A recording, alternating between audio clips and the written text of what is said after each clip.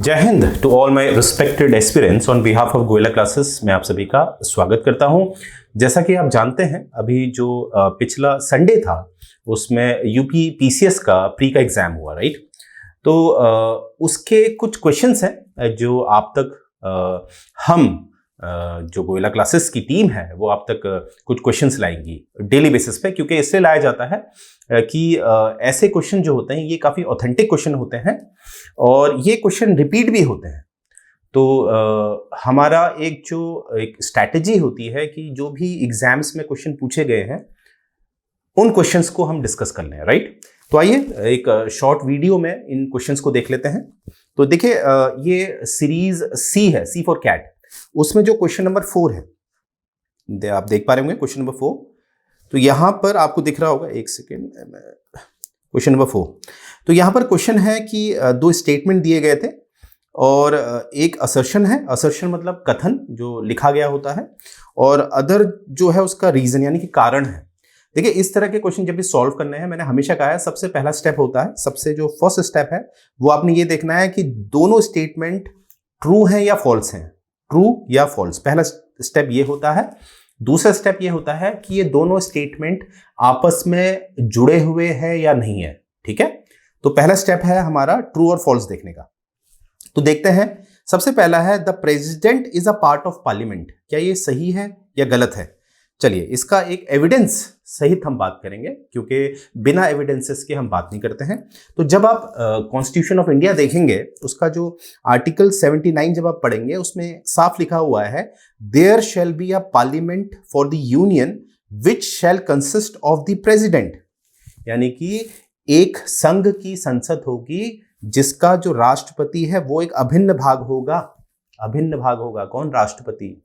तो यहां से हमें क्या पता चलता है कि जो पहला वाला स्टेटमेंट है the president is a part of parliament, ये बिल्कुल सही है, ट्रू, एज पर आर्टिकल 79।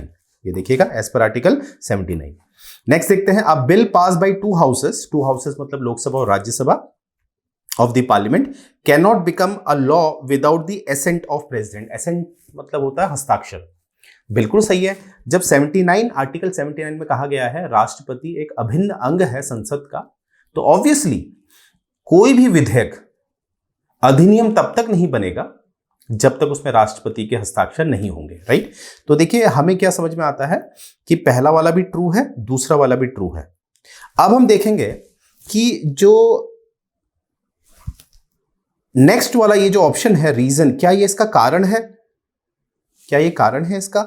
देखिए, लिंकिंग हमें दिख रही है, ये लिंक है, ये लिंक हमें दिख रहा है। तो यहां से हम क्या कहते हैं कि लिंक तो है, और राष्ट्रपति संसद का अभिन्न अंग है, इसलिए जब तक राष्ट्रपति के हस्ताक्षर नहीं होंगे तो कोई भी विधेयक अधिनियम नहीं बनेगा। तो लिंक भी है, ट्रू भी है। यानी कि अब हम देखेंगे इसको कैसे सॉल्व करते हैं। फॉल्स वाली बात है तो ये तो गलत हो गया ऑप्शन। एलिमिनेटर, माफ कीजिएगा, एलिमिनेशन मेथड का इस्तेमाल करेंगे हम, राइट। नेक्स्ट देखेंगे, both A and R are true, बिल्कुल सही बात है, but R is not the explanation. कहीं ना कहीं लिंकिंग है तो एक्सप्लेनेशन तो है, तो ये भी गलत हो गया। और ये तो फॉल्स वाला तो गलत ही हो जाएगा। So the right answer is D for dog, ये वाला। तो ये बात आप याद रखेंगे, राइट। आगे देखते हैं नेक्स्ट क्वेश्चन। क्वेश्चन नंबर 11 देखेंगे, सीरीज सी है, सी फॉर कैट। इसमें है consider the following statement concerning the power of supreme court to issue certain writs to stop violation of fundamental rights. जैसा कि आप सभी जानते हैं, जो आर्टिकल 32 है वो सुप्रीम कोर्ट को शक्ति देता है रिट्स इशू करने की। 5 तरह की रिट्स होती हैं, हैबियस कॉर्पस, मेंडामस, सर्शियोररी, प्रोहिबिशन और को वारंटो। तो 5 तरह की रिट होती है जो सुप्रीम कोर्ट जब भी पार्ट 3 यानी कि जब भी जो मौलिक अधिकारों के खिलाफ अगर कोई राज्य काम करता है तो कहीं ना कहीं जो माननीय सर्वोच्च न्यायालय है वो रिट जारी कर सकता है, राइट। तो इसमें देखते हैं पहला स्टेटमेंट क्या है। The Supreme Court has power to issue writ like habeas corpus, mandamus, prohibition, quo warranto, certiorari which is appropriate for the enforcement of fundamental right. बिल्कुल सही जवाब। तो स्टेटमेंट 1 इसका सही है, क्योंकि ये रिट की शक्ति किसके पास है? सुप्रीम कोर्ट के पास है, और खासकर वो संरक्षण करती है मौलिक अधिकारों का, राइट। हालांकि अनुच्छेद 226 आर्टिकल 2 to 6 में हाईकोर्ट के पास भी रिट इशू करने की शक्ति है, आप सभी जानते हैं।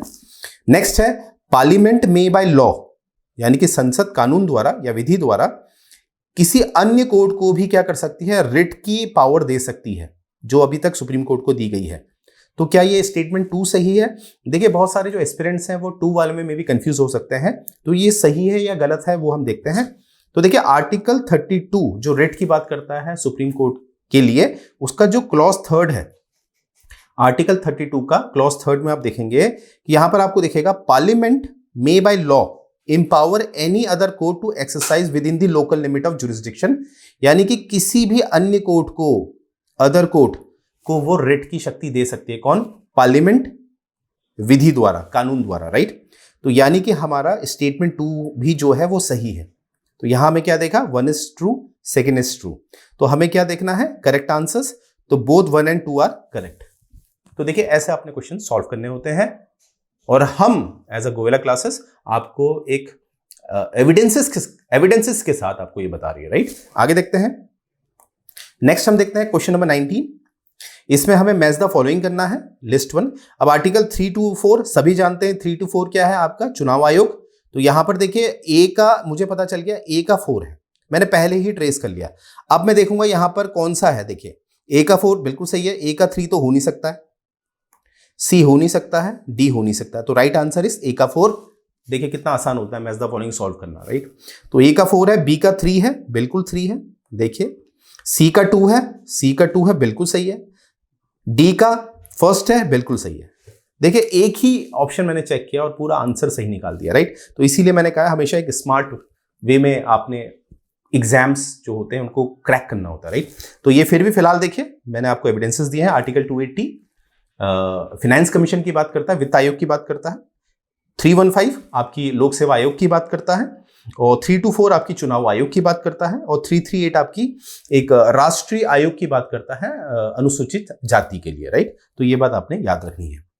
तो देखिए यहीं से आपको इस तरह के जो भी हमारे पेपर्स हो रहे हैं उससे रिलेटेड जो क्वेश्चंस हैं, चाहे पॉलिटी के हैं, चाहे ज्योग्राफी के हैं, चाहे हिस्ट्री के हैं, चाहे किसी भी सब्जेक्ट के हैं, हम आपको एक शॉर्ट वीडियोस में आपको देंगे जिससे कि आप अपनी प्रिपरेशन और अच्छी बना पाए, राइट। और ये भी आप तक पहुंचाएंगे कि कैसे आपने एक स्मार्ट वे में क्वेश्चंस को सॉल्व करना है। तो मुझे उम्मीद है ये जो एक छोटा सा वीडियो है वो आपको पसंद आया होगा। जय हिंद।